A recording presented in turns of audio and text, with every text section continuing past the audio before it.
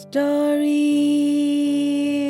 are a little pulling thread. My name is Osadumebi, and every week I usually tell you a short story written by a Nigerian writer or author.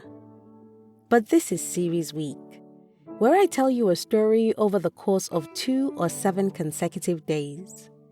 Basically, however long it takes to complete the story. Series Week will occur once a quarter, and the stories featured will still be written by Nigerian writers and authors, and will either consist of a sequence of related episodes from one story, or a set of stories linked by a common theme. That's the long and short of it.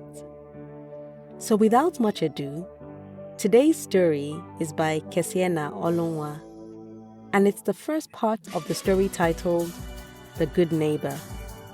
Listen in tomorrow for part 2.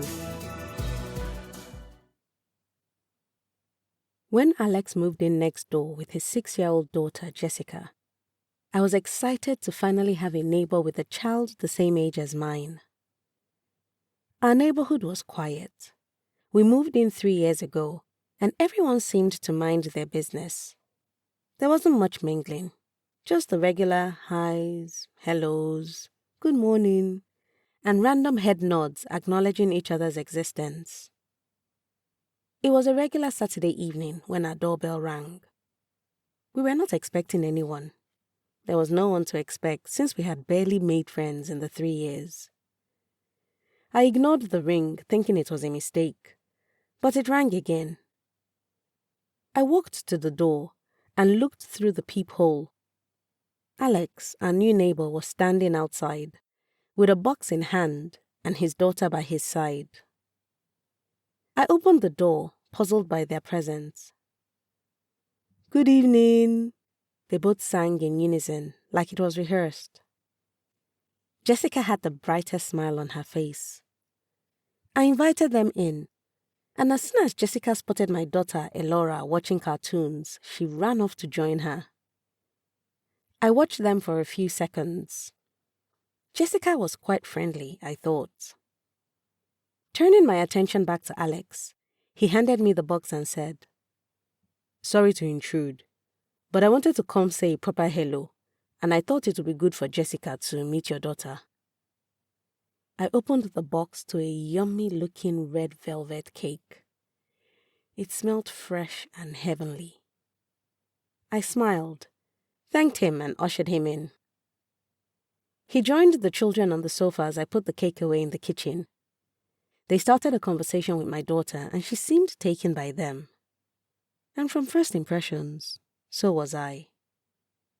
There was something unpretentious and genuine about them. I joined them on the sofa, and we talked about the area and life in general.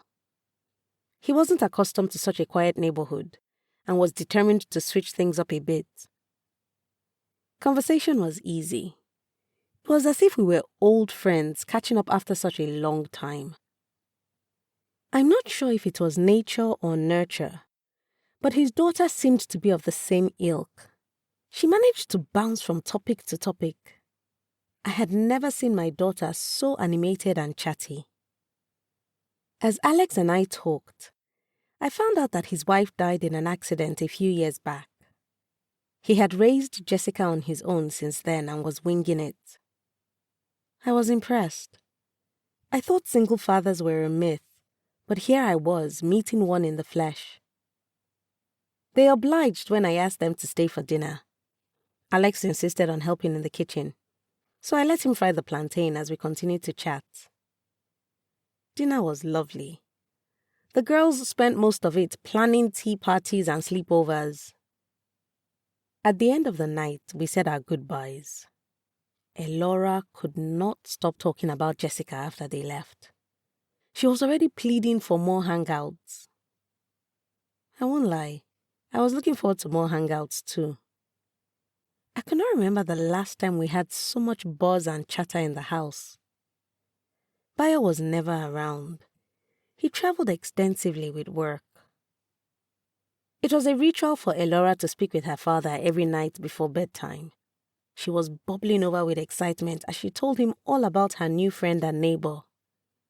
She went on and would not have stopped if I had not cut her short so she could go to bed. The next day was the start of a new school year. A couple of hours later, when she was finally tucked in and fast asleep, Bayo called back to discuss his displeasure at me having a male visitor over at our house in his absence. I just zoned out and let him rant. I did not have the energy to argue. Long distance was compounding the cracks in our relationship. Bayo never seemed to appreciate the impact his prolonged absence was having, or the effort it took for me to navigate life with Elora on my own. He always had an opinion on what I should and should not do, no matter how impractical. For example, he insisted on no domestic staff, which I agreed to keep the peace. He had also become paranoid, wanting to control our goings and comings from wherever he was. Focusing on my career was a lifeline in more ways than one, but it was another bone of contention with Bayo. He resented the progress I was making at work. He complained I was too ambitious for a woman. He wanted me to stay home and focus on building our family, like it is a one-person's job. I wasn't going to give him the satisfaction. Stretched to the limit, I was somehow managing to juggle caring for Elora and work quite well, and I was proud of myself. Peace or no peace, I was not going to agree to his stay-at-home wish. It was the first day of term, and we were already running late on our school run. Traffic was a drag, and every commuter seemed impatient. It was one of those days where I was grateful for hybrid working. I didn't have to show up at the office as long as my deliverables were met. As we approached the school gate, traffic intensified, what with all the children being dropped off and the chit-chat among parents. Elora squealed in excitement when she saw Jessica. The car had barely stopped when she jumped out of the car and ran towards Jessica. They hugged amidst giggles, picking up from where they had left off the day before. Alex gave her a high five and a gentle pat on her head. He looked handsome and sporty, in a pink polo shirt and shorts which showed his toned physique. Someone was definitely Team Fit Fam. I walked up, greeted Jessica and Alex, and then handed Elora her school bag and lunchbox. We waved the children off, and Alex asked to hitch a ride as his car was at the mechanic's. As we drove back home, he insisted I come over for breakfast. Apparently, he made the best pancakes. And he was not bragging. He served up the fluffiest pancakes I had ever had with bacon and scrambled eggs. He promised to give me the recipe if I took him out to dinner one evening. I agreed. A day later, when he got his car back, we agreed to take turns in doing the school run. A much welcome development for the girls who couldn't get enough of being together. I was relieved Elora now had a playmate. Jessica was slowly becoming the sister she had always wanted. Alex gradually charmed his way into the hearts of the neighbors. He had a knack for making everyone feel comfortable and safe around him. We had our first estate hangout thanks to him. Our interactions were no longer perfunctory. We started to genuinely take an interest in one another, looking out for ways to foster community. Alex added an inexplicable color to all our lives. I would be lying if I said I didn't look forward to seeing him. He was such a breath of fresh air. My daily existence was no longer mundane. The most fun I had had in a while. And all we did was talk and share meals with the girls, and sometimes on our own. I know I'm not meant to be spending this much time or feeling this way about a man who is not my husband. But the distance between Bayo and I had driven a wedge in our relationship. And even before Alex showed up, I had been feeling like If nothing changed between Bayo and I, it was only a matter of time before the inevitable occurred.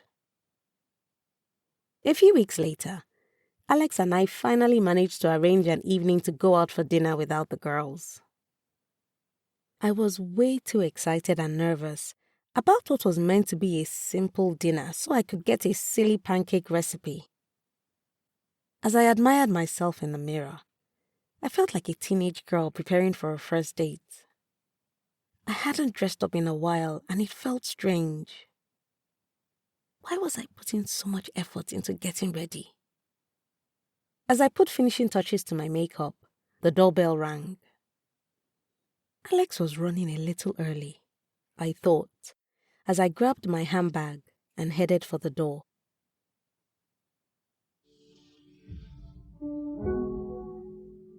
Kesiena Olunwa is a writer who resides in Lagos, Nigeria. She is an entrepreneur and loves networking. To connect and read more of her work, visit her Instagram page at fictiononlyng.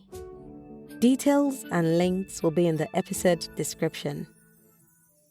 If you've got a story you would like to be featured on this podcast, or a published book you want to make into an audiobook, send an email to info@osadumebi.com or send me a message at osadumebi on either Facebook, Instagram, LinkedIn, or X. I look forward to collaborating with you. And if you've enjoyed this week's episode, please subscribe, leave a review, and tell someone, everyone, that stories are a good escape for a few minutes each week.